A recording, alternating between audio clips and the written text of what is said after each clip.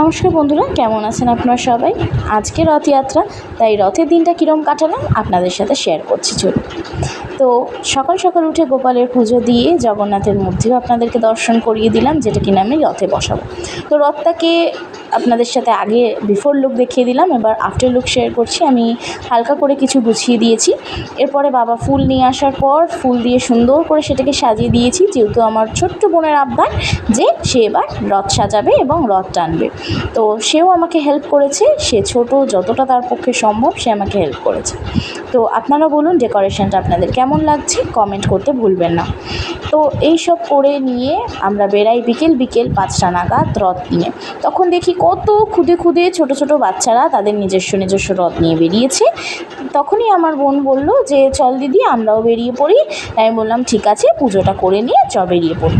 তাই সন্ধেবাতি দেখিয়ে ঘরে বেরিয়ে পড়লাম। এবার রাস্তায় এসে দেখি যে আমার দুই বোনও উঠে গেছে ঘুম থেকে দুপুরে।